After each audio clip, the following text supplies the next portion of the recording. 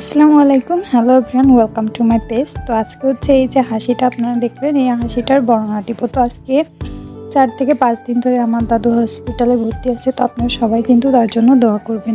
তো আমি তার সাথে যখন দেখা করতে গেছিলাম, তো আমি তার কাছে শুনতেছিলাম যে দাদু, আপনি ছোটোবেলায় হচ্ছে হাওয়াই মিঠাই যেগুলো আছে এগুলো খাইছেন কি? তো সে বলছে যে না। তো আমি বললাম তাহলে আজকে নিয়ে আসি, আজকে আমি আপনি একসাথে খাবো। তো বলছে যে ঠিক আছে। তো আমি উপর থেকে নিচে চলে আসলাম। নিচে এসে এই পাশে দেখুন একটা হাওয়াই মিঠাইওয়ালা আছে। তো তার আগে আমি একটু বোতলে পানি নিয়ে আসি, পানি নিয়ে এসে দেন হচ্ছে হাওয়াই মিঠাইটা নিব। তো পানি নিয়ে আসার পরে দেখি হাওয়াই মিঠাইওয়ালা ভাইয়াটা এই পাশে চলে আসছে। তো আমি রাস্তাটা ক্রস করে ওই পাশে আসলাম। আজকে এখানে দেখি অলরেডি 2-3 জন হচ্ছে হাওয়াই মিঠাই কিনতেছিল। তো আমি এসে তার কাছে শুনতেছিলাম যে কত করে পিস কিনা। সে একটা স্টিক হচ্ছে 10 টাকা করে। তো এখান থেকে আমি হচ্ছে নিলাম, দুটো তিনটে নিলাম মোট। ওই মিঠাইগুলো খেতে কিন্তু স্বাদের আর কি, গালে দিলেই গালে ভিতরে গেলেই কিন্তু একেবারে হাওয়া হয়ে যায়, মানে মিলিয়ে যায় একদম। আর হচ্ছে গালটা পুরো লাল হয়ে যায়, জিভটা পুরো গোলাপি হয়ে যাবে খাওয়ার পরে। তো এখান থেকে ভাইয়া শুনছিল যে এতগুলো কি করবেন। তো আমি বললাম যে আমার দাদু আর আমি খাবো বলছে। তো এখান থেকে কথাবার্তা শেষ করে আমি হচ্ছে সোজা উপরতলায় চলে যাবো, একদম জোর বিভাগের উপরে 4 তলায়। তো এখান থেকে আমি সিঁড়ি দিয়ে ওঠা শুরু করলাম।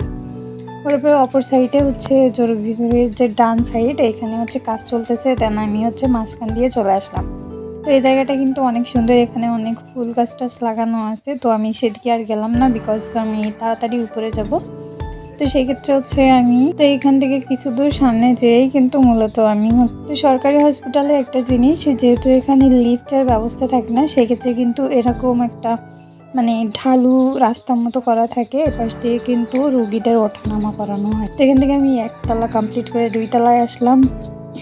দেন 2 তলা কমপ্লিট করে এখন এই সাইডে কিন্তু এই রুগী নিয়ে যাচ্ছে। তো এখানে কিন্তু এভাবেই রুগীগুলো নামানো হয়, ওঠানো হয়। সব সরকারি হসপিটালে এই একই সিস্টেমেই রুগী ওঠানো নামানো হয়। তো এখান থেকে আমি 3 তলা কমপ্লিট করে ফেললাম, করে এবার হচ্ছে এই যে 4 তলায় উঠতে। মূলত আমার দাদু 4 তলায় ভর্তি আছে। তো আমি হচ্ছে সেখানে চলে আসলাম। দেখি দাদু হচ্ছে বসে আছে। বসে থাকার পরে আমি তাকে বললাম যে দাদু আসো খাই। পরে হচ্ছে এগুলো আমি খুলতে স্টার্ট করলাম। পলিটা অনেকক্ষণ ধরে চেষ্টা করার পরে কিন্তু অবশেষে খুলতে পারছি।